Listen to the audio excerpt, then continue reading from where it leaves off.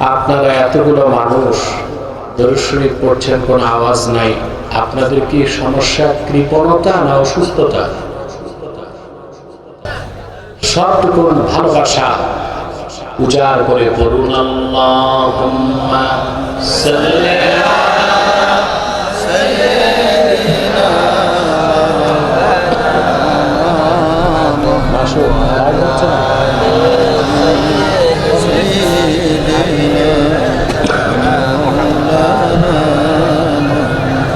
فهو الذي تم معناه وسورته ثم اصطفاه حبيبا بارئ النسم اللهم صل على سيدنا مولانا محمد وعلى آل سيدنا مولانا هو الحبيب الذي ترجى شفاعته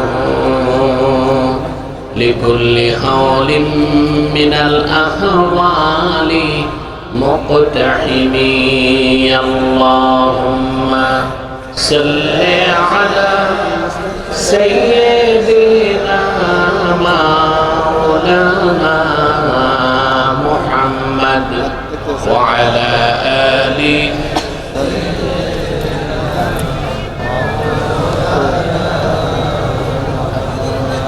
محمد رسول الله صلى الله عليه وسلم ختم الله به النبوة وحكما لا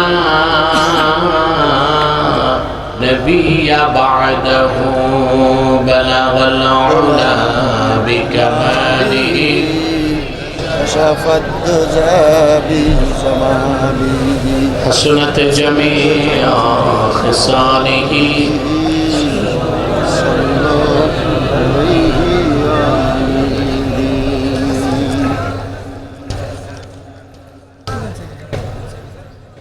ঐতিহ্যবাহী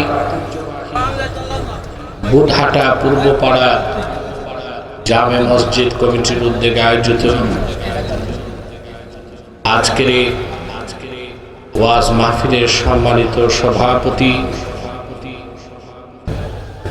হাজারাত উলামায়ে কেরাম, তুলাবায়ে এজাম, বিভিন্ন প্রান্ত থেকে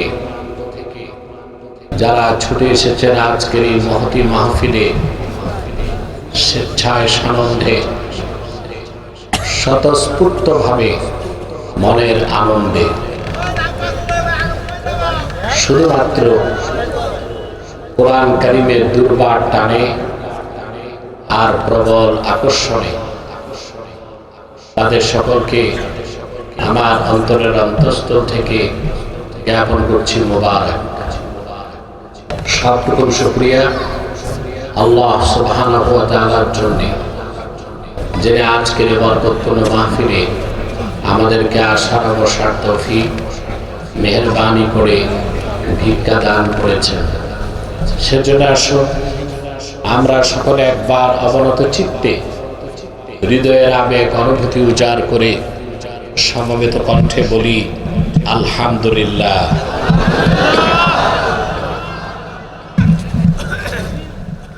পাগল আছে নাকি? তো পাগলকে এভাবেই জামাইয়া ধরে বসায় রাখে না বেঁধে রাখতে হয়? সরাও এখান থেকে,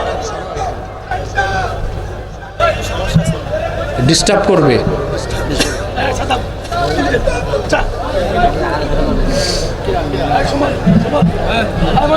এখন এটা আবার কি ধরনের পাগল তাও দেখতে হবে, জাতের মাতাল তাহলে ঠিক কিনা। আপনারা যারা পাশে ভালো মানুষ আছেন এটাকে কন্ট্রোল করেন।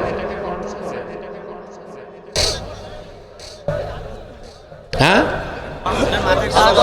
ভক্তি বেশি, ভক্তি বেশি, খুব ভক্তি।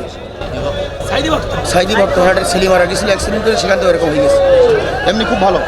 বসান, আরাম করে বসায় দেন। তার যারা এখানে এসেছেন ধৈর্যের সাথে বসে আছেন, তাদের সকলকে অন্তরের অন্তঃস্থল থেকে জ্ঞাপন করছে মুবারক। সবটুকুন শুকরিয়া আল্লাহ সুবহানাহু ওয়া তাআলার জন্য, যিনি আমাদেরকে এখানে আসার ও বসার তৌফিক মেহেরবানি করে ভিক্ষা দান করেছেন।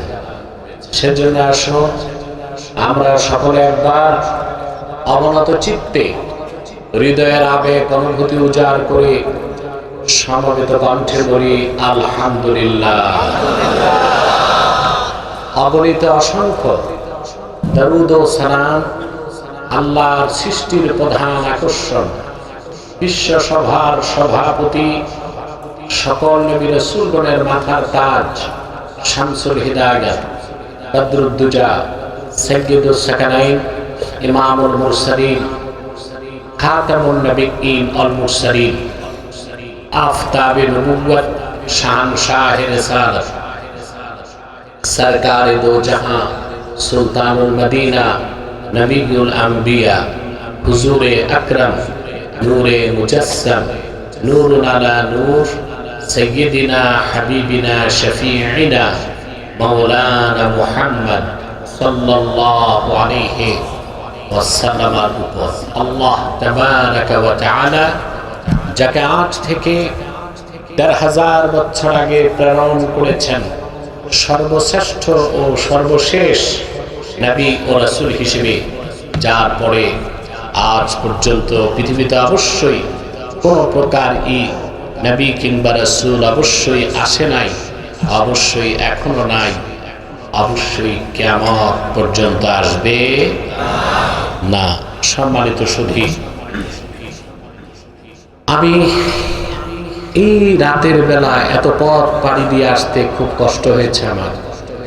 আপনাদের পথঘাট খুব খারাপ, অনেক বড় বড় গর্ত হয়ে আছে, এত বড় গর্ত যেগুলোতে মাছ চাষ করা যাবে।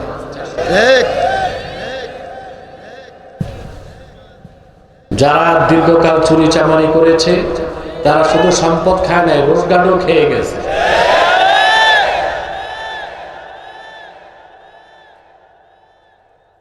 আমার আসতে খুব ক্লান্তি, অবসাদ, দুঃখ, ব্যথার বোঝা নিয়ে এসেছি। আপনাদের এই সুন্দর চেহারাগুলো দেখে আমার কষ্ট দূর হয়ে গেছে, আলহামদুলিল্লাহ।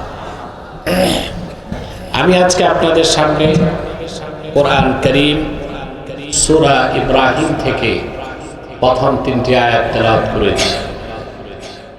আপনাদের ইহকালীন কল্যাণ, পরকালীন মুক্তির লক্ষ্যে নির্ভরযোগ্য মুফাসসির এবং মুহাদ্দিসগণের দৃষ্টিকোণ থেকে কিছু কথা আপনাদের সামনে তুলে ধরার চেষ্টা করব ইনশাআল্লাহ। যদি আল্লাহ সুবহানাহু ওয়া তাআলা আমাকে এবং আপনাদেরকে তৌফিক ভিক্ষা দান করেন, বলুন আল্লাহুম্মা আমিন। ভূমিকাতে একটি কথা বলবো, আমার দিকে তাকান, ওটা ড্রোন, কিচ্ছু না, আপনাদের ভিডিও করছে, আমার দিকে তাকায় থাকে। এই যে আপনারা এখানে এসেছেন আর বসে আছেন, আসার পেছনে বসার পেছনে পার্থিব জাগতিক কোনো স্বার্থ আছে? কথা বলে না। সামাজিক কিংবা রাজনৈতিক? আমরা এসেছি শুধুমাত্র আল্লাহ তার হাবিবের রেজামন্দি হাসিল করার জন্য, দুনিয়ার কল্যাণ, পরকালীন মুক্তির জন্য। সুবহানাল্লাহ বলেন। সবচেয়ে আনন্দের বিষয় হচ্ছে আল্লাহ তাআলা আপনাদেরকে পছন্দ করেছেন।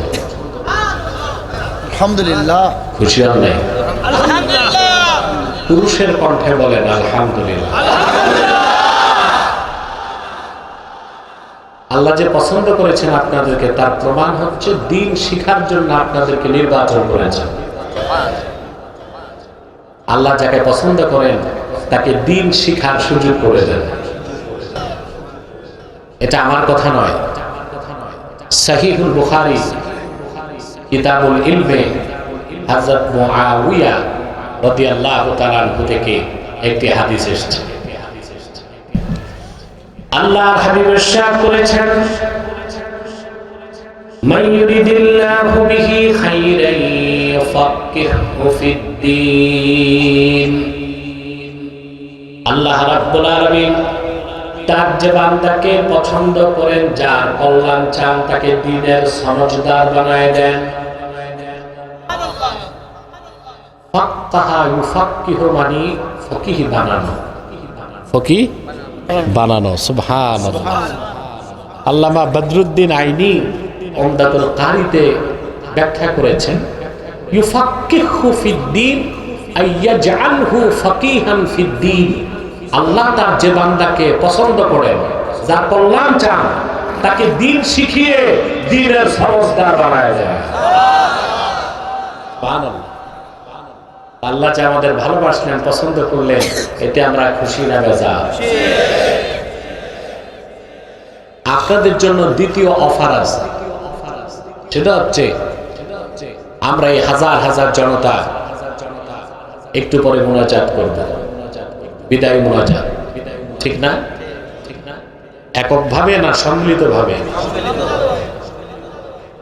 তাতে ফায়দা কি? ইমামে হায়সামি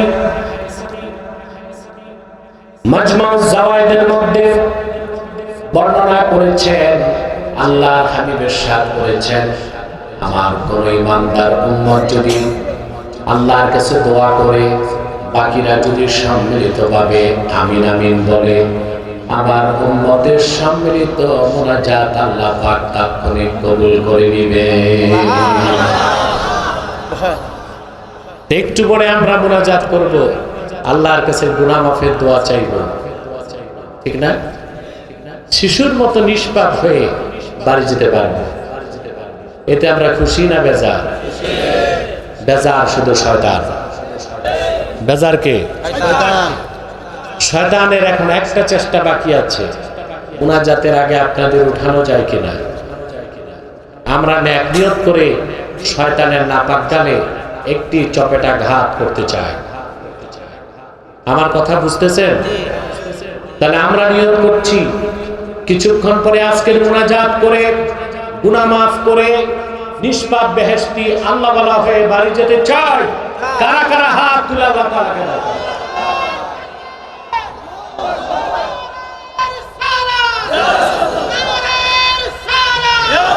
সাল্লাল্লাহু আলাইহি ওয়াসাল্লাম।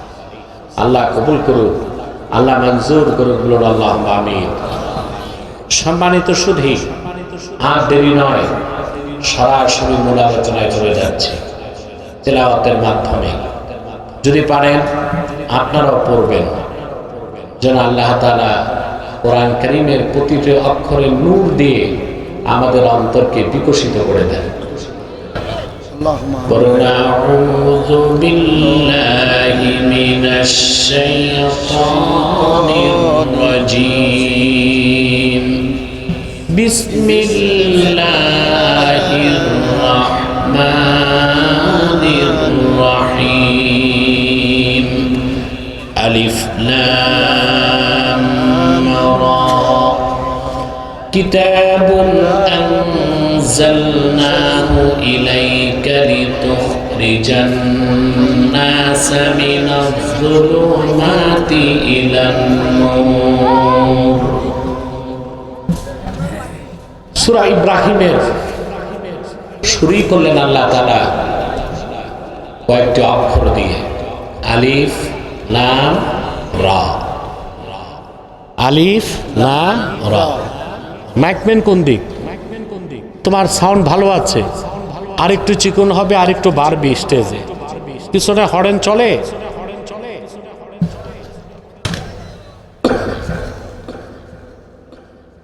কোরআন কারীমের বিভিন্ন সূরা আল্লাহ শুরু করেছেন অক্ষর দিয়ে, আলিফ লাম মিম, আলিফ লাম রা, ইয়াসিন, তাহা, কাফ হা ইয়া আইন সাদ।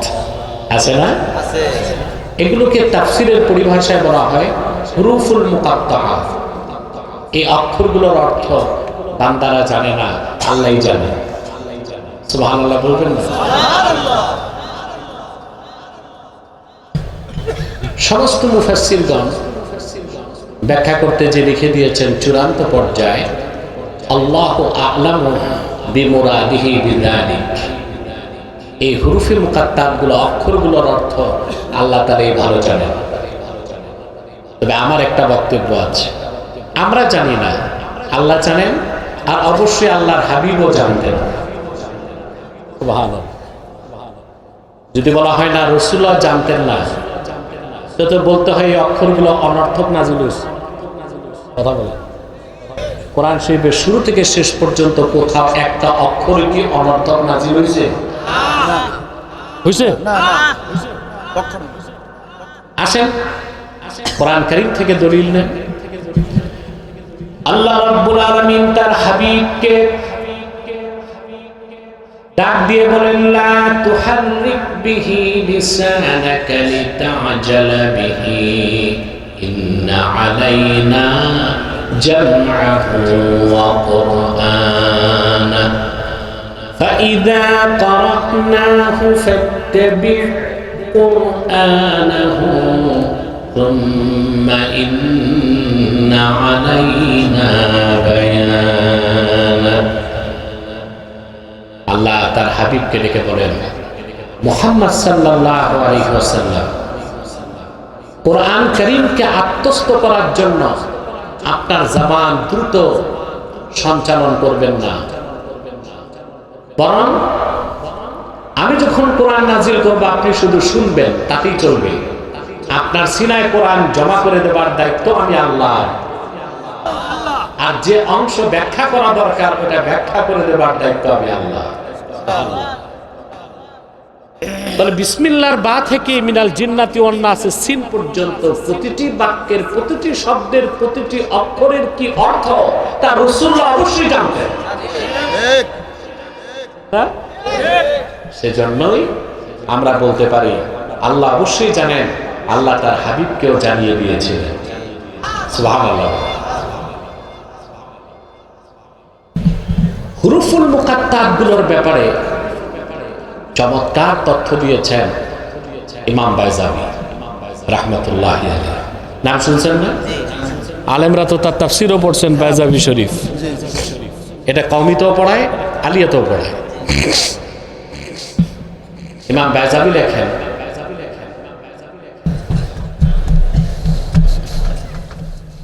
তাহাদ্দাল্লাহু সুবহানাহু ওয়া তাআলা বিহুরুফিল মুকাত্তাআ বিকুফারি কুরাইশ। আল্লাহ তাআলা এই আলিফ লাম মিম, আলিফ লাম রা, এই হুরুফুল মুকাত্তাব গুলো দিয়েও মক্কার কাফের কুরাইশদের সাথে চ্যালেঞ্জ করেছেন। সুবহানাল্লাহ।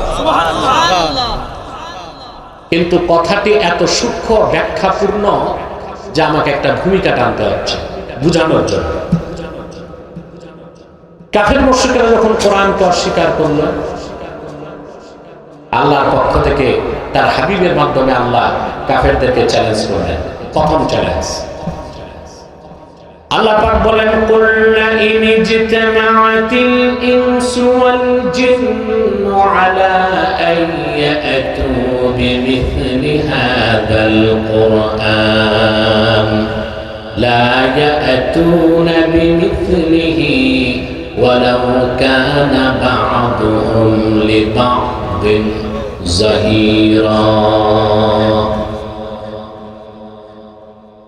মুহাম্মদ সাল্লাল্লাহু আলাইহি ওয়াসাল্লাম অবিশ্বাসী কাফেরদেরকে বলুন, तमाम পৃথিবীর সমস্ত মানুষ আর সমস্ত জিন যদি ঐক্যবদ্ধ হয় একটা এজেন্ডা বাস্তবায়ন করার জন্য, আল্লাহ বলেন আমার কিতাবের মতো একটা কিতাব তারা রচনা করে দেখাবে। আল্লাহ বলেন কিয়ামত তক জিন আর মানুষ যদি পরস্পরকে সহযোগিতা করে তারপরও আমার কোরআনের মতো একটা কিতাব আনতে পারবে না। কেউ পেরেছে? আল্লাহর চ্যালেঞ্জ কত শক্ত। যদি সমস্ত মানুষ আর সমস্ত জিন জোটবদ্ধ হয়, জোট বুঝেন? আরে ভাই আমি কি কবরস্থানে না মাহফিলে? এখনো তোমাদের শব্দ নাই। মাহফিলে না কবরস্থানে? আমাকে তো সাপোর্ট দিতে হবে। পারবেন না? জোট বুঝেন? বাঙালির চেয়ে বেশি জোট আর ভোট বুঝে কারা? এই দেশের মানুষ রাজনীতি বুঝুক আর না বুঝুক তর্ক করে। চায়ের দোকানে গেলে দেখবেন চায়ের কাপে রাজনীতির তর্কে যে ঝড় তুলে বাঙালি। আমেরিকাতে রাজনৈতিক দল আছে দুইটা, প্রধান দল ডেমোক্রেট আর রিপাবলিক, আরো কয়েকটা আছে অখ্যাত দল। আর ছোট্ট এক বাংলাদেশে দল আছে মোটামুটি 147টার মতো। এমন রাজনৈতিক দলও আছে যার সদস্য 3 জন, সভাপতি, সেক্রেটারি, দরজার দারোয়ান। বাংলাদেশে এই দেশের লোক জোট বুঝে, ভোট বুঝে আর নোট বুঝে। সিদ্ধান্ত নিছে একটা ভোট দিবে এক নেতাকে, কিন্তু আগের রাতে যে নোট বেশি দিছে তারে ভোট দেয়। আমি দেখলাম এই 50 বছরে এই দেশের স্বাধীনতার পর থেকে ইতিহাস এটাই প্রমাণ দেয়, এই জাতি বুঝে জোট, ভোট, নোট, ফির সব কুছ ঝুট। কিছু পায় না, কিছু পায়। আমরা আসলে জোট বুঝি, ভোট বুঝি আর বেশি বুঝি বলেই কিছু পাই নাই। ফিরে আসতে হবে ন্যায় ও সত্যের পথে, আর সেটা একমাত্র আল্লাহর কোরআন। ঠিক না? বলবো আরো কিছু কথা বলবো, একটু ধৈর্য ধরেন। আল্লাহ পাক বললেন সমস্ত জিন আর সমস্ত মানুষ যদি জোটবদ্ধ হয় একটি এজেন্ডা বাস্তবায়ন করতে, আমার কিতাবের মতো একটা কিতাব আনবে, কিয়ামত তক চেষ্টা করেও কোরআনের মতো একটা কিতাব আনতে পারবে না। তারপর আসলো দ্বিতীয় চ্যালেঞ্জ। أم يقولون افتراه قل فأتوا بعشر سور مثله مفتريات। বরং কাফেররা বলে কোরআন তো মুহাম্মদ সাল্লাল্লাহু আলাইহি ওয়াসাল্লাম নিজেই রচনা করেন। আল্লাহ ডেকে বললেন, হাবিব আমার মুহাম্মদ সাল্লাল্লাহু আলাইহি ওয়াসাল্লাম, আপনি ঘোষণা করুন কোরআনের মতো একটা কিতাব দরকার নাই, কোরআন কারীমের 10টা সূরার মতো সূরা রচনা করে দেখাও তো দেখি। কাফেররা পেরেছে? আজ তো কেউ পেরেছে? কিয়ামত পর্যন্ত পারবে? এরপর আসলো তৃতীয় চ্যালেঞ্জ। আল্লাহ পাক ঘোষণা করলেন, ইন কুনতুম ফি রাইবিন মিম্মা নাযালনা আলা আবদিনা ফাআতু বিসূরাতিন মিন মিথলিহি ওয়াদউ শুহাদাআকুম মিন দুনিল্লাহি ইন কুনতুম সাদিকিন।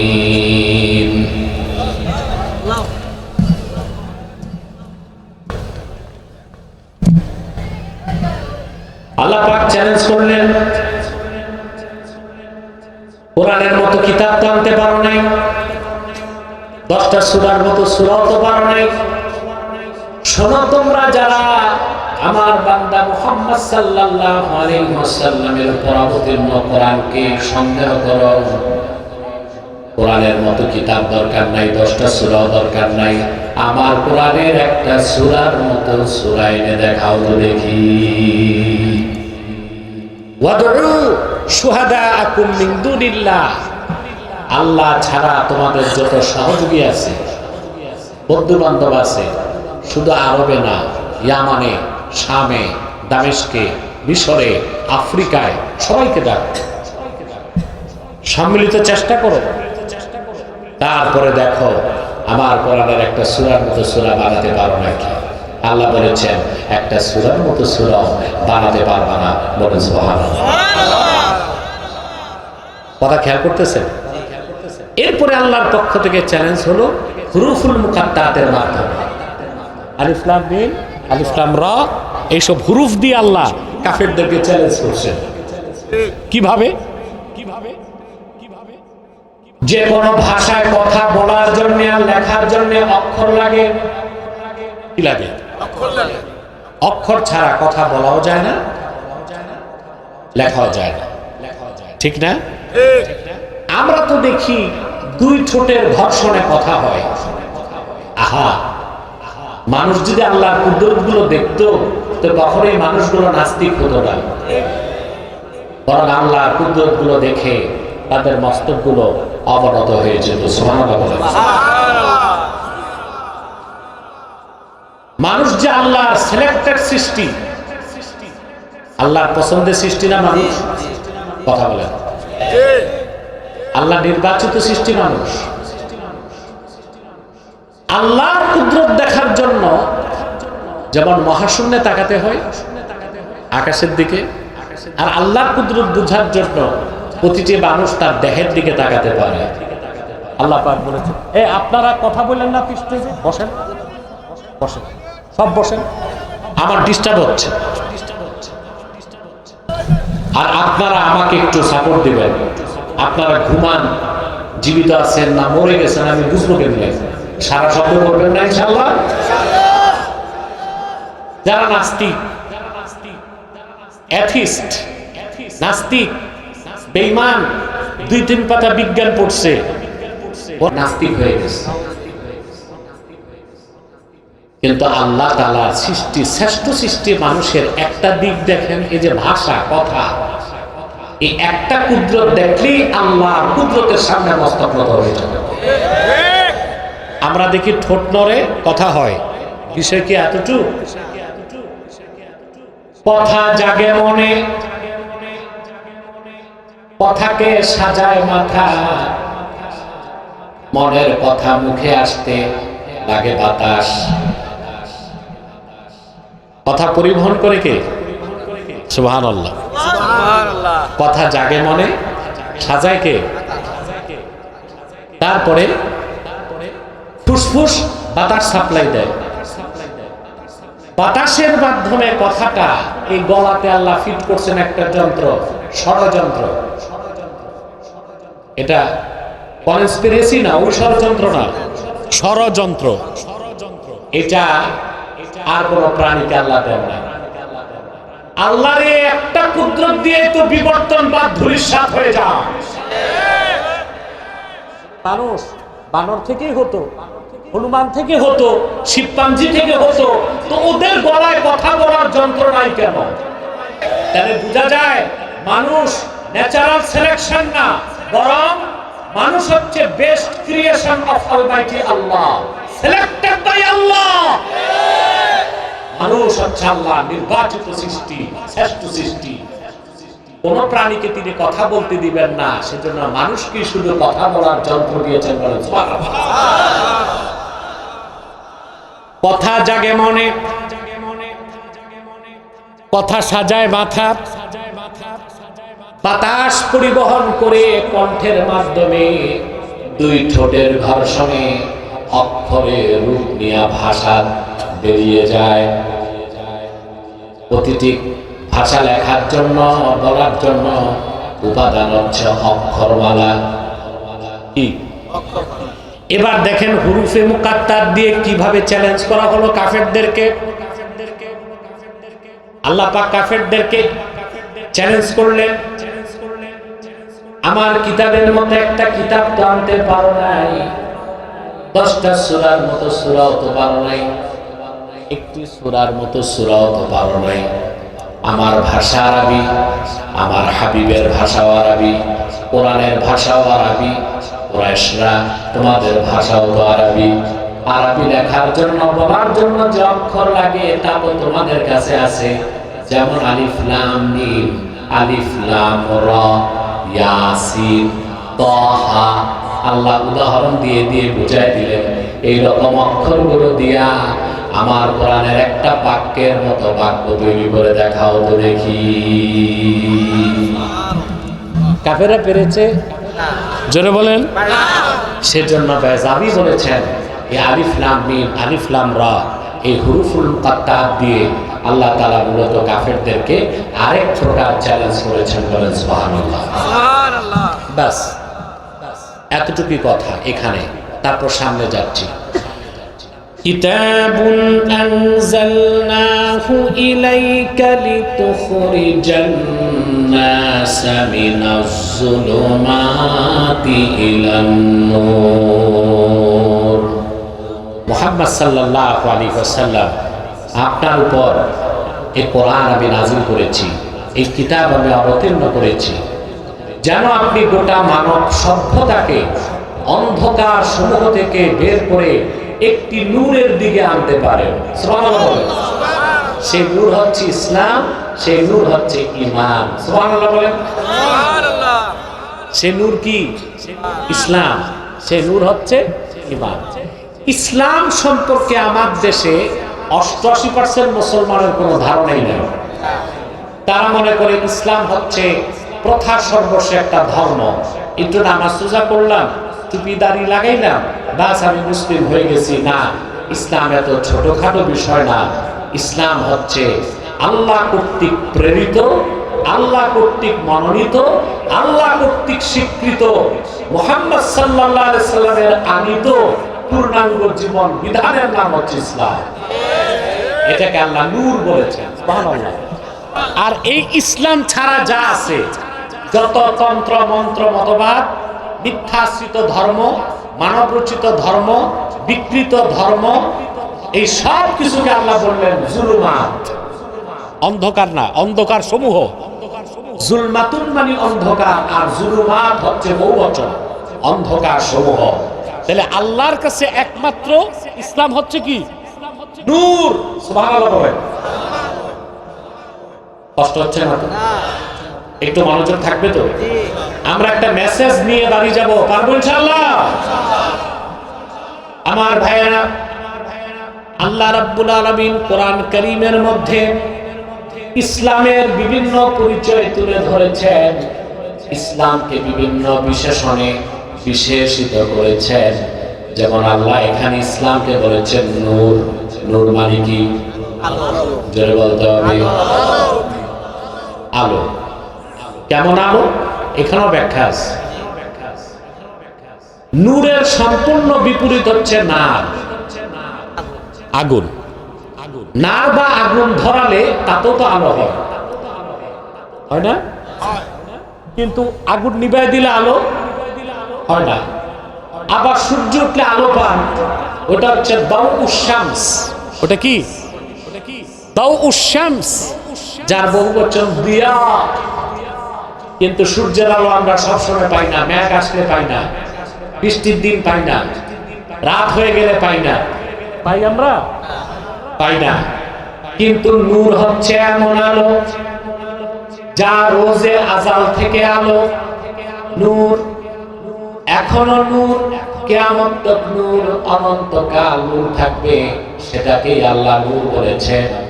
ইসলামকে আল্লাহ বিভিন্ন বিশেষণে বিশেষিত করেছেন।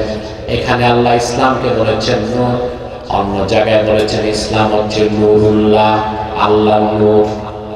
আল্লাহ রাব্বুল আলামিন বলেন, ইউরিদুনা লিইউতফিউ নূরাল্লাহি বিআফওয়াহিহিম ওয়াল্লাহু মুতিম্মু নূরিহি ওয়ালাউ কারিহাল কাফিরুন। কাফের মুশরিকরা চায় তাদের মুখের ফু দিয়া আল্লাহর নূরকে নিভাই দিবে না। আল্লাহ অবশ্যই তার নূরকে পরিপূর্ণতা দানকারী। আল্লাহ অবশ্যই মুহাম্মদ সাল্লাল্লাহু আলাইহি ওয়াসাল্লামকে প্রেরণ করে প্রায় ১৫০০ বছর আগে আল্লাহ তার নূর ইসলামকে পরিপূর্ণ করে দিয়েছেন। কিয়ামত পর্যন্ত সেই আল্লাহর নূর দ্বীন ইসলাম, যেটা চেরাগে মুহাম্মাদি, মানুষকে শুধু আলোই দেখায় যাবে। কিয়ামত তক মানুষ অন্ধকার ছেড়ে আল্লাহ প্রদত্ত সেই দিন নূর, দ্বীন ইসলাম, আল্লাহ নূরের আলোতে আসতে থাকবে। আমার একটা কষ্ট, অনেক সময় দেখা যায় স্কলার বা বক্তারাও ভুল ওয়াজ করে। কথায় কথায় বলে আমাদের এক হইতে হবে, নতুবা ইসলাম ধ্বংস হয়ে যাবে। নাউজুবিল্লাহ। ইসলাম কি ধ্বংস হওয়ার জিনিস? কথা বলে না। বলে আমাদের ঐক্যবদ্ধ হইতে হবে, নতুবা ইসলামের ক্ষতি হবে না। ইসলামের ক্ষতি হবে না, ইসলামের রক্ষক স্বয়ং আল্লাহ। ভুলের কারণে মুসলমানের ক্ষতি হবে, ভুলের কারণে মুসলমানের ধ্বংস আসতে পারে। ইসলাম অক্ষয়, অবিকৃত, অম্লান। ইসলামের রক্ষক আল্লাহ। এটা আল্লাহর নূর, এটা চিরাগে মুহাম্মাদি। সারা দুনিয়ার সমস্ত পরাশক্তি, অপশক্তি, তাগুতি শক্তি সম্মিলিত ভাবে চেষ্টা করো দ্বীন ইসলামের এক যারা ক্ষতি করার ক্ষমতা রাখে।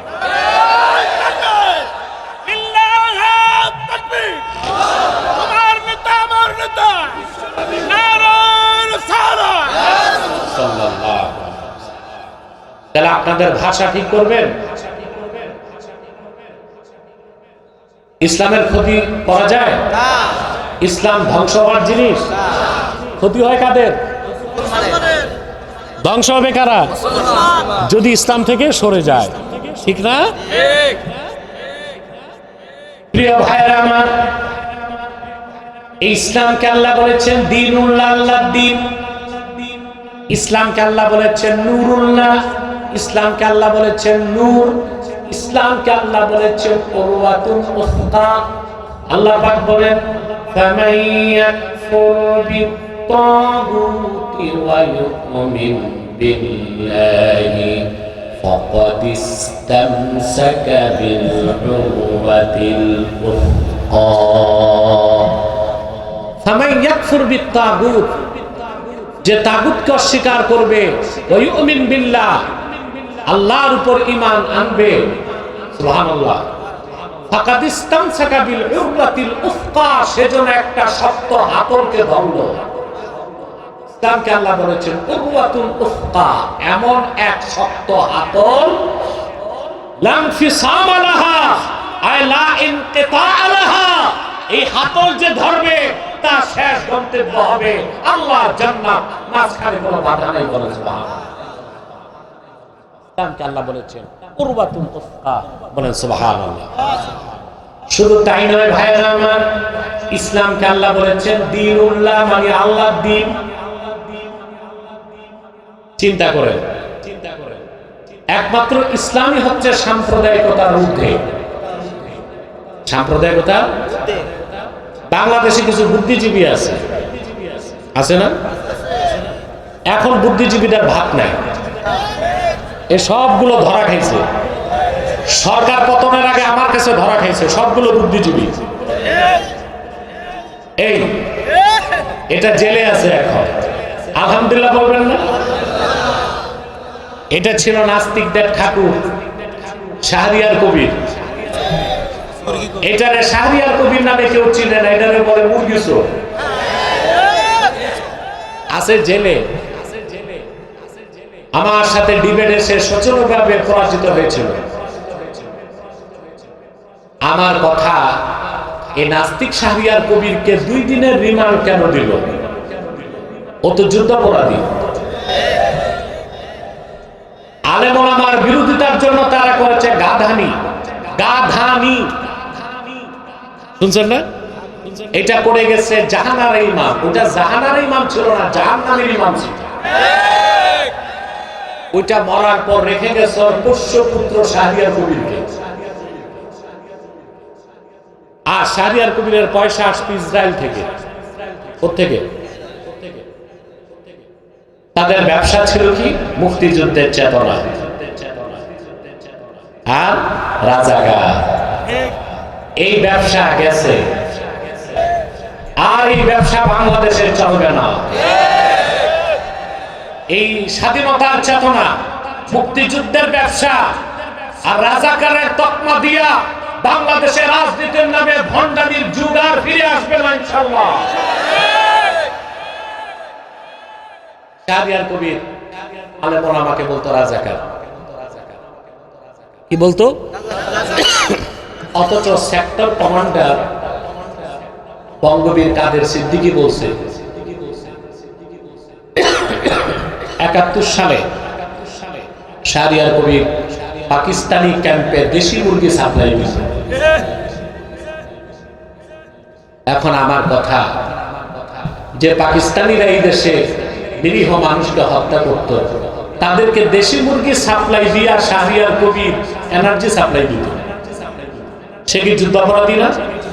যারা বলেন, এই জন্য এই জনসমুদ্রের পক্ষ থেকে ইন্টারিম গভর্নমেন্টকে দাবি করছি, যুদ্ধাপরাধী হিসেবে বাংলাদেশের মানুষ শাহরিয়ার কবিরের ফাঁসি চায়।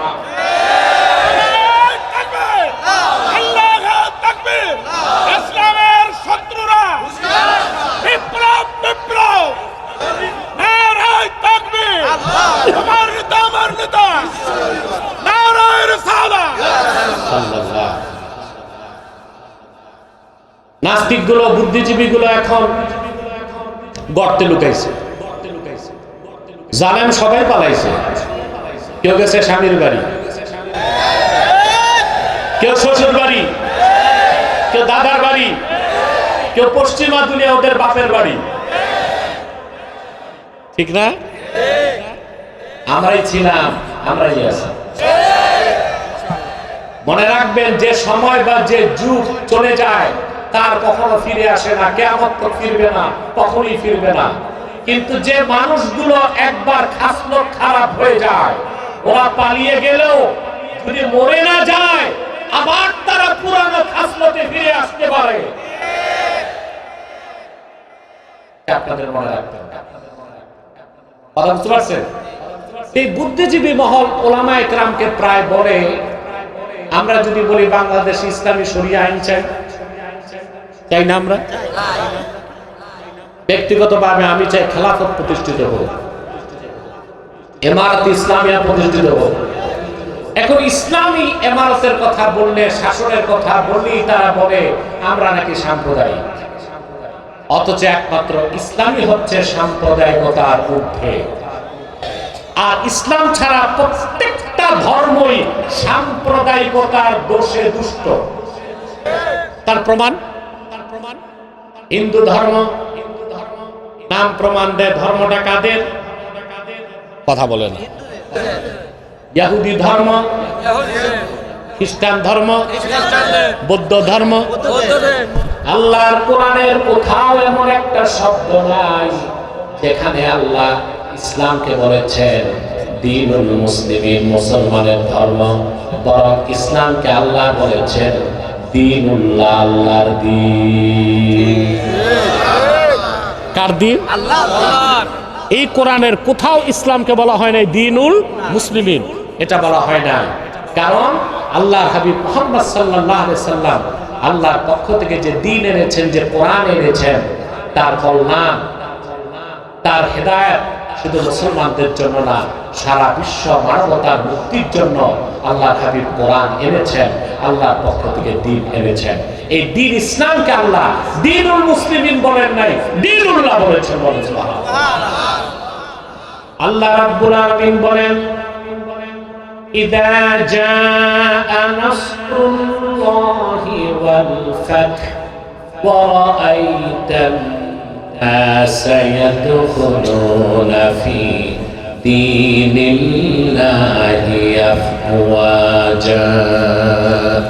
আল্লাহ দ্বীন ইসলামকে বলেছেন দ্বীনুল্লাহ। দ্বীন কার? সুবহানাল্লাহ বলবেন না? সুবহানাল্লাহ। দ্বীনুল মুসলিমিন বলছেন, মুসলমানের ধর্ম বলছেন না, আল্লাহ নিজের দ্বীন বলেছেন? সুবহানাল্লাহ বলেন। তাইলে যদি আমরা আল্লাহর জমিনে আল্লাহর দ্বীন মোতাবেক রাষ্ট্র চালাতে চাই, সেই দাবিটা কি আমাদের সাম্প্রদায়িক বা অযৌক্তিক হবে? দ্বীন হচ্ছে দ্বীনুল্লাহ, জমিন হচ্ছে আরদুল্লাহ, আমরা হচ্ছি ইবাদুল্লাহ। দ্বীন হচ্ছে দ্বীনুল্লাহ, জমিন হচ্ছে আরদুল্লাহ, আমরা হচ্ছি ইবাদুল্লাহ। আল্লাহর জমিনে আল্লাহর বান্দারা আল্লাহর দ্বীনের আইন দিয়ে দেশ চালাবে, সেখানে সাম্প্রদায়িকতার কোনো ধোঁয়া তোলার সুযোগ নেই।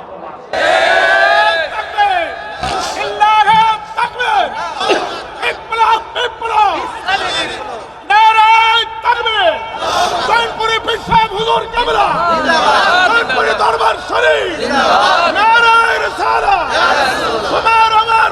তোমার আমার বিশ্ব নেতা নারায়ে তাকবীর। সম্মানিত সুধী, তাহলে ইসলাম কথা বুঝতেছেন? এই ইসলামকে আল্লাহ বলেছেন নূরুল্লাহ, ইসলামকে বলেছেন নূর, ইসলামকে বলেছেন দ্বীনুল্লাহ, ইসলামকে বলেছেন উরওয়াতুল উসকা। এটা গতানুগতিক ধর্ম না, এটা পূর্ণাঙ্গ জীবন বিধান বলে। আমার ব্যক্তি জীবন কেমন হবে, সমাজ জীবন কেমন, সাংস্কৃতিক জীবন কেমন, রাষ্ট্র জীবন কেমন, শিক্ষা জীবন কেমন, লেনদেন কেমন, ব্যবসা বাণিজ্য কেমন হবে, আইন আদালত কেমন হবে, বিচার ব্যবস্থা কেমন হবে, সব কথাই দ্বীন ইসলামের মধ্যে এসেছে।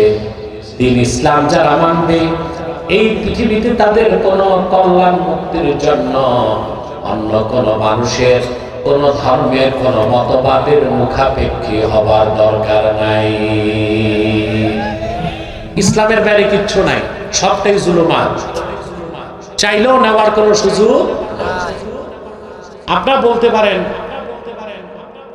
হিন্দু ধর্ম, বৌদ্ধ ধর্মের কথা বাদ দিলাম, ইসলাম ছাড়াও তো আরো দুইটা ধর্ম আছে, যে দুই ধর্মকে বলা হয় সেমেটিক রিলিজিয়ন, সেমেটিক রিলিজিয়াস বলা হয় না? একটা ইহুদি ধর্ম আর একটা খ্রিস্টান ধর্ম। আরবিতে আকাশকে বলে সামা। কি বলে?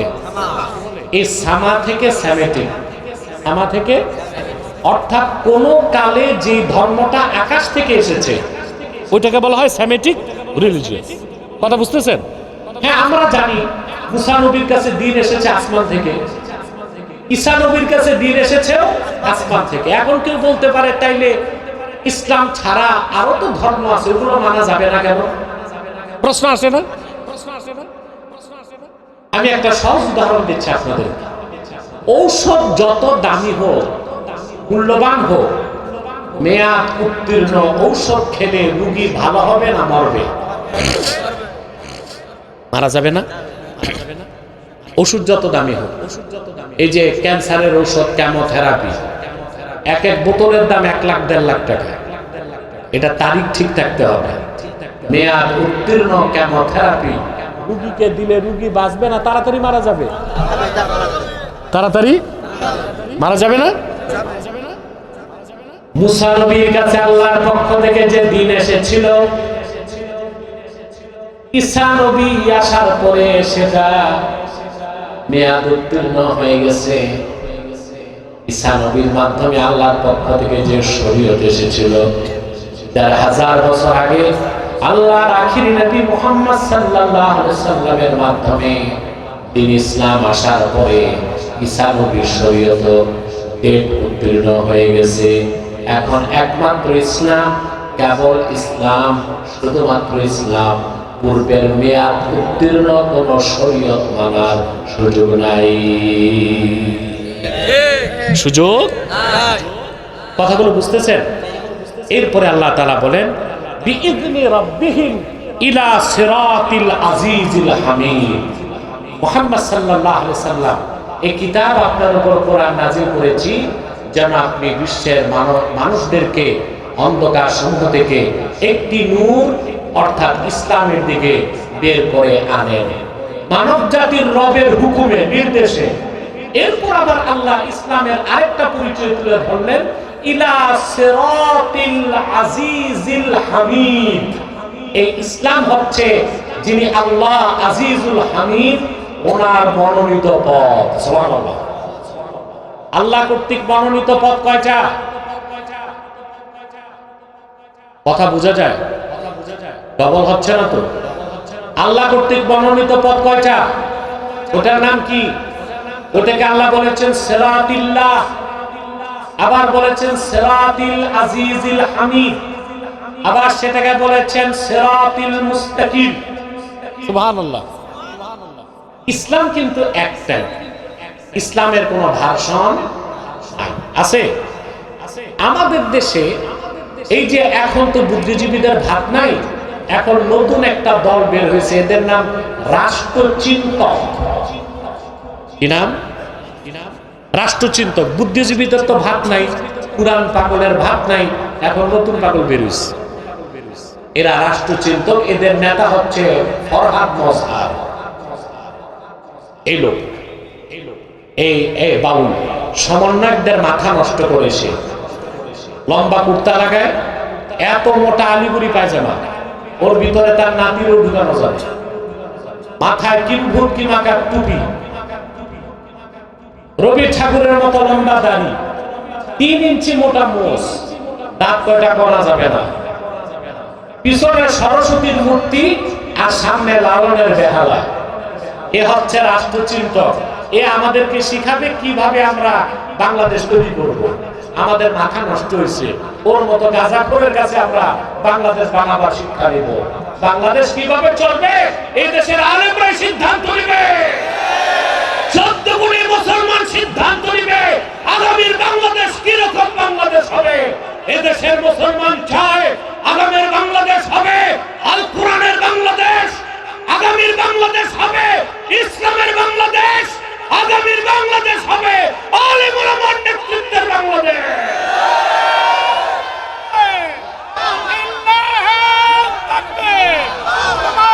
আমার নেতা সারা বিশ্বের মুসলিম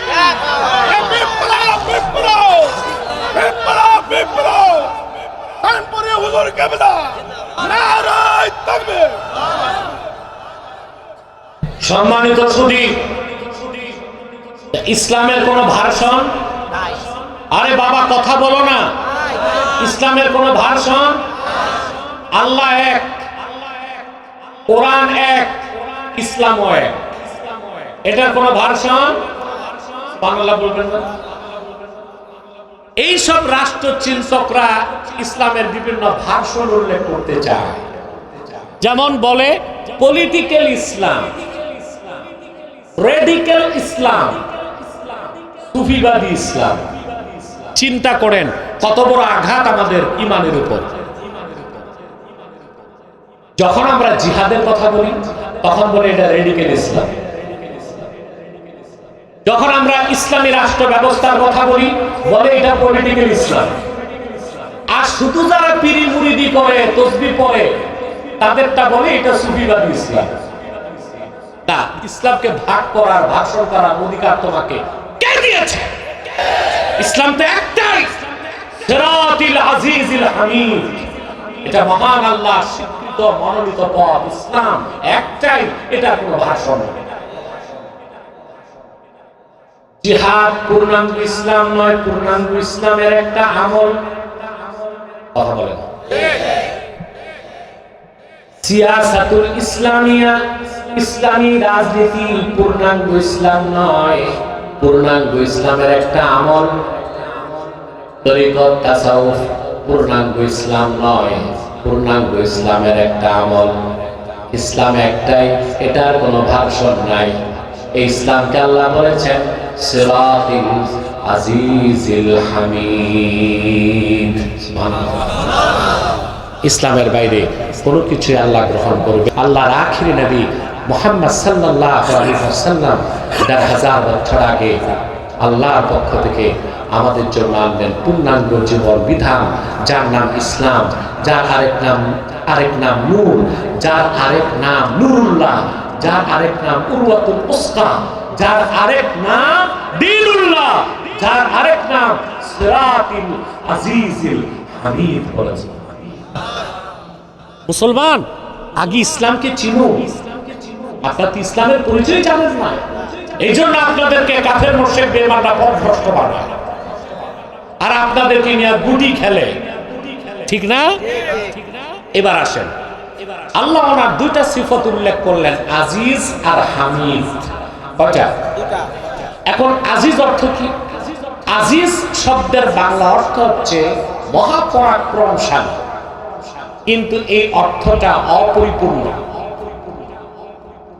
আজিজ শব্দের ব্যাখ্যা করতে যে ইমাম রাজি লেখেন আল্লাযী লা ইউজাদু লাহু মিসলুন, আকাশ ও জমিনে যার কোনো মিসাল নাই, দৃষ্টান্ত নাই, উদাহরণ নাই, সেই মহান সত্তা তাকে বলা হয় আজিজ, তিনি আমার আল্লাহ।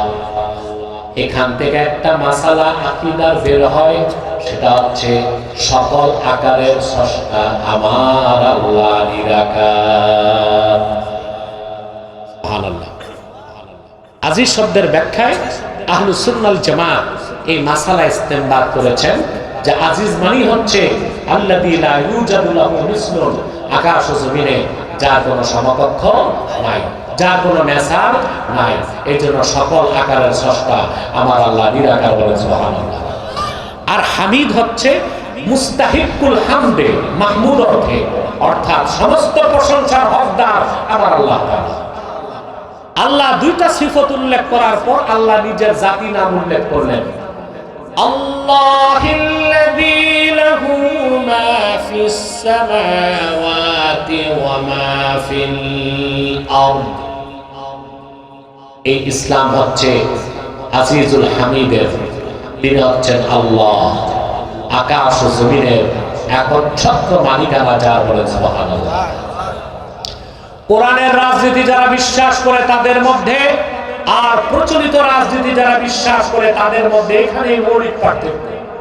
প্রচলিত রাজনীতি যারা বিশ্বাস করে তারা বলে সার্বভৌমত্বের মালিক জনগণ, আর কোরআনের রাজনীতিকে যারা বিশ্বাস করে তারা বলে সার্বভৌমত্বের মালিক একমাত্র আল্লাহ তাআলা। ঠিক কিনা? পার্থক্যটা কি গৌণ না মুখ্য? মৌলিক পার্থক্য। যারা মনে করবে সার্বভৌমত্বের মালিক জনগণ, তাদের মিছিল মিটিং রাজনীতি সব নাজায়েজ এবং হারাম হিসেবে গণ্য হবে। আর যারা কোরআন সুন্নাহ মোতাবেক রাজনীতি করবে, বিশ্বাস করবে সার্বভৌমত্বের মালিক আল্লাহ, তাদের রাজনীতিটা ইবাদত বলে গণ্য হয়ে যাবে। একটা ইবাদত হবে আর একটা কি হবে? নাফরমানি হবে। আপনারা শক্তি দিয়া বলেন সার্বভৌমত্বের মালিক কে? এখন যারা বলে সার্বভৌমত্বের মালিক জনগণ, তারা নিজেরাই সংবিধান বানায়, আবার প্রয়োজনে ওই সংবিধান খেয়ে ফেলে। কথা বলে না। যারা বলে সার্বভৌমত্বের মালিক জনগণ, সংবিধান তারা বানায় না? তারা সংবিধান বানায়, তারপরে সংবিধানের উপর ঈমান আনে, আবার যখন ভালো লাগে না, জুত লাগে না, তখন এই সংবিধান আবার বাতিল করে দেয়। এটা অনেকটাই হিন্দুদের মূর্তি পূজার মতো একটা শিরকি কাজ। যেমন দুর্গা পূজার আগে, সরস্বতী পূজার আগে মূর্তি টুর্তি থাকে? থাকে না। পূজার আগে এগুলো হিন্দুরা বানায়। কথা বলে না। ওরা নিজ হাতে মূর্তিগুলো বানায়, তারপর মূর্তির উপর ঈমান আনে, এগুলো নিয়ে চুমাচামি করে, সম্মান করে, আবার এগুলো নিয়ে নদীতে বিসর্জন দেয়। ওরাই বানালো, ওরাই ঈমান আনলো, ওরাই ধ্বংস করলো। এখন যারা জনগণ সার্বভৌমত্বের মালিক এটা বলে, এরাই জনগণকে প্রতিনিধি বানায়া ঈমান আনে, আবার যখন ভালো লাগে না এই সংবিধানকে আবার খেয়ে ফেলে। কথা বলে না। এবার আমি একটা উদাহরণ দিব আপনাদেরকে, কথাটা বলবো, হৃদয়ে লালন করবেন। আর ইউটিউবার ভাইরা তোমরা আমার দিকে তাকো, ক্যাপশন ঠিক মতো দিতে হবে। হযরত ওমর রাদিয়াল্লাহু তাআলা আনহু তিনি বলেন, কুন্না ফি জাহিলিয়াতি নাসনাউল আসনাম বিল আজওয়া। হযরত ওমর বলেন, জাহিলি যুগে আমরা খেজুর দিয়া মূর্তি বানাইতাম। হিন্দুরা বানায় কি দিয়া? আর হযরত ওমর বলেছেন, আমরা কুরাইশরা জাহিলি যুগে মূর্তি বানাতাম খেজুর দিয়া। কি দিয়া? মূর্তি বানাতাম, সম্মান করতাম, চুমা খেতাম, বুকে রাখতাম, মাথায় রাখতাম, বগলে রাখতাম, ক্ষুধা লাগলে খেয়ে ফেলতাম। খাইতে সমস্যা হইতো না, কারণ বানাইতেন কি দিয়া? খেজুর দিয়া। হিন্দুদের প্রতি আমার পরামর্শ থাকবে, তোমরা মাটি দিয়া মূর্তি না বানায় আটা দিয়া বানাও, তাহলে এগুলো পরে ব্রেড বানায় খাওয়া যাবে। ঠিক না? একটা কাজে লাগলো। তো হযরতে ওমর রাদিয়াল্লাহু তাআলা আনহু বলেন, আমরা খেজুর দিয়া মূর্তি বানাতাম, সম্মান করতাম, শ্রদ্ধা করতাম, চুমা খাইতাম, মাথায় রাখতাম, বুকে রাখতাম, বগলে রাখতাম, ক্ষুধা লাগলে খেয়ে ফেলতাম। আজ হযরত ওমরের কথাটা আমার হৃদয়ে দাগ কেটেছে। ১৫০০ বছর পর দেখতে পাই যারা বলে সার্বভৌমত্বের মালিক জনগণ, তারাই আইন তৈরি করতেছে, তারাই সংবিধান রচনা করতেছে, আবার তারাই তাদের সংবিধানের উপর ঈমান আনতেছে, আবার সময় মতো তারাই তাদের সংবিধান খেয়ে ফেলতেছে। এখন কথা হচ্ছে রাষ্ট্র সংস্কার হবে, নতুন সংবিধান হবে। আমরা ৭২-এর সংবিধান চাই না, আবার মন গড়া জনগণ সার্বভৌমত্বের মালিক এই নীতিতে সংবিধান চাই না। আমরা এমন এক সংবিধান চাই যা রচিত হবে কোরআন ও সুন্নাহর আলোকে, ইজমা ও কিয়াসের আলোকে। এইরকম একটি সংবিধান, একটি সুন্দর বাংলাদেশ আমাদের উপহার দিতে পারে। আল্লাহ কবুল করুন।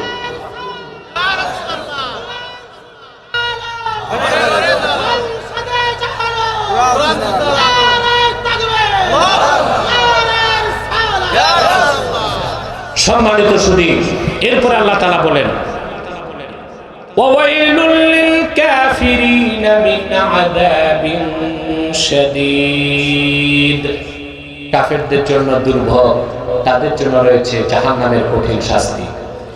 আল্লাযীনা ইস্তাহিব্বুনাল হায়াতাদ দুনিয়া আলাল আখিরাতি ওয়া ইয়াসুদ্দুনা আন সাবিলিল্লাহি ওয়া ইয়াবগুনাহা ইওয়াজা। ওইসব কাফের তারা যারা আখিরাতের উপর দুনিয়ার জীবনকে প্রাধান্য দেয় আর আল্লাহ তাআলার মনোনীত সিরাতে মুস্তাকিমের মধ্যে বক্রতা সৃষ্টি করতে চায়, কোনোদিন বক্রতা সৃষ্টি করতে পারবে না।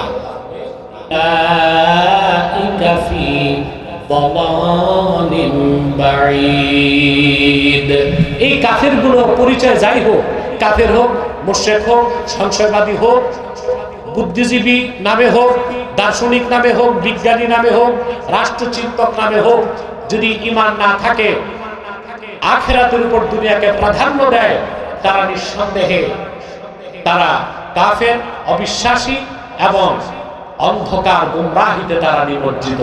বলেন নাউজুবিল্লাহ। আল্লাহ তাআলা আমাদেরকে যেন কবুল ও মঞ্জুর করেন, বলুন আল্লাহুম্মা আমিন। সাদাকাল্লাহুল আযীম ওয়া সাদাকা রাসূলুহুন নবিয়ুল কারীম ওয়া নাহনু আলা যালিকা মিনাশ শাহিদিন ওয়াশ শাকিরিন আলহামদুলিল্লাহি রাব্বিল আলামিন।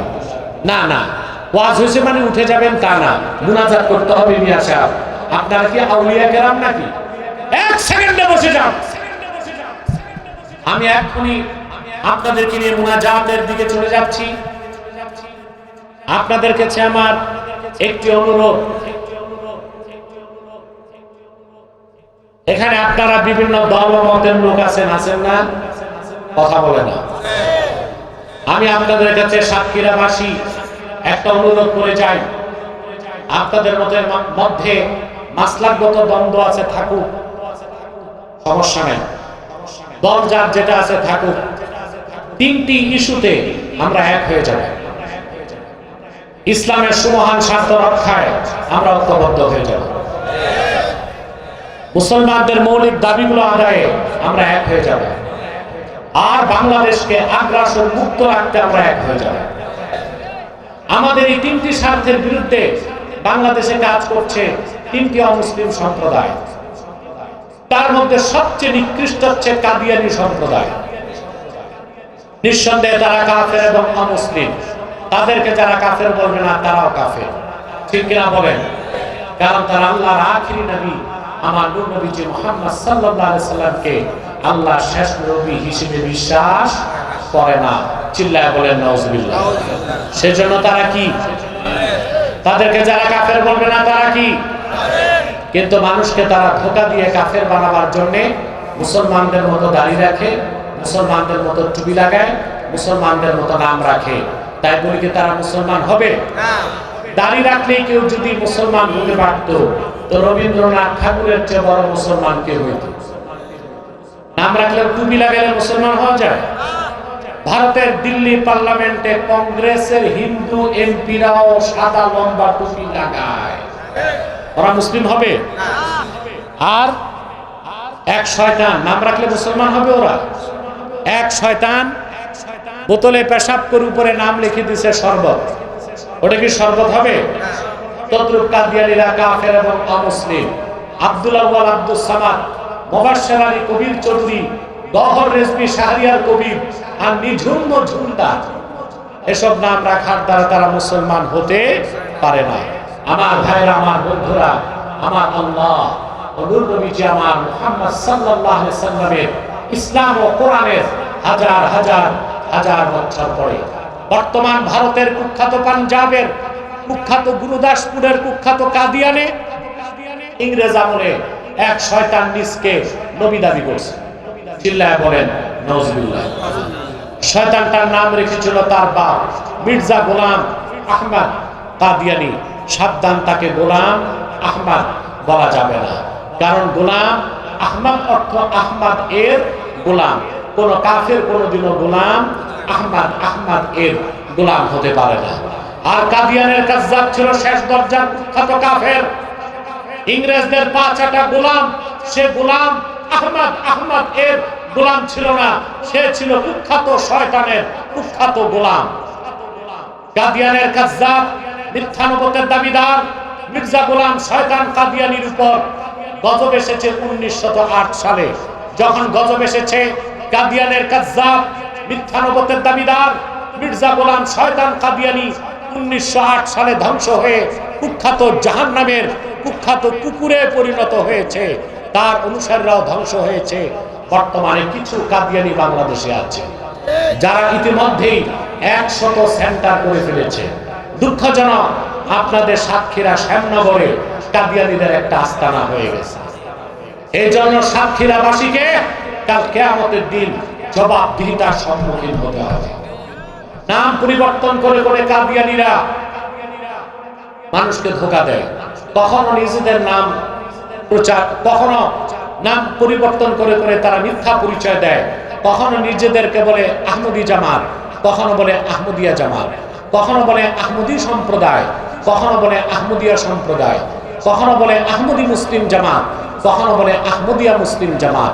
সাবধান, যত কাদিয়ানি ছিল আছে থাকবে, তারা কেউ আহমদী জামাত নয়, আহমদিয়া জামাত নয়, আহমদী সম্প্রদায় নয়, আহমদিয়া সম্প্রদায় নয়, আহমদী মুসলিম জামাত নয়, আহমদিয়া মুসলিম জামাত নয়, তারা শয়তানি জামাত, কুখ্যাত জাহান্নামের কুখ্যাত কুকুরের দল।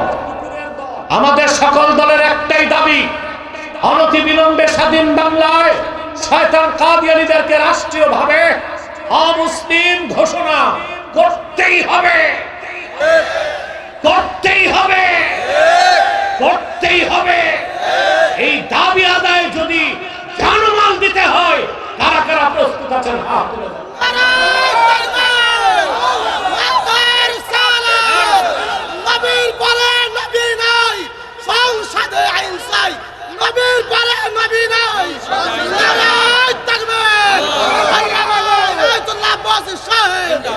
সম্মানিত সুধী, তাদের অর্থনৈতিক সহযোগিতা করবেন না?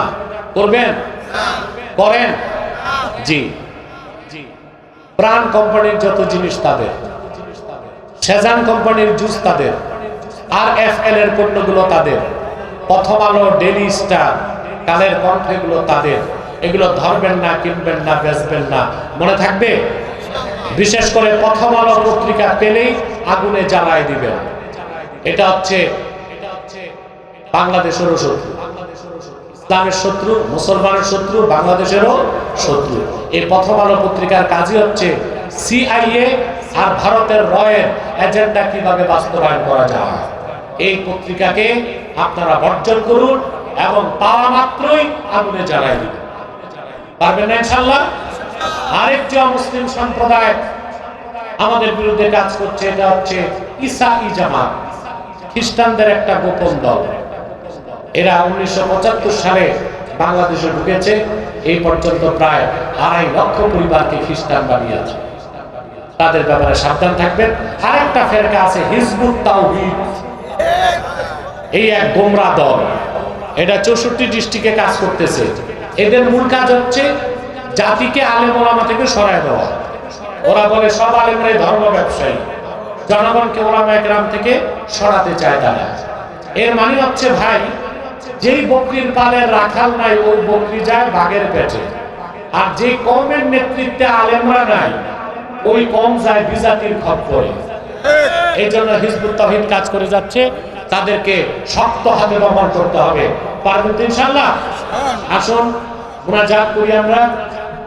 একবার সূরা ফাতিহা পড়ুন, তিনবার সূরা ইখলাস পড়ুন এবং ইস্তেগফার করুন 11 বার।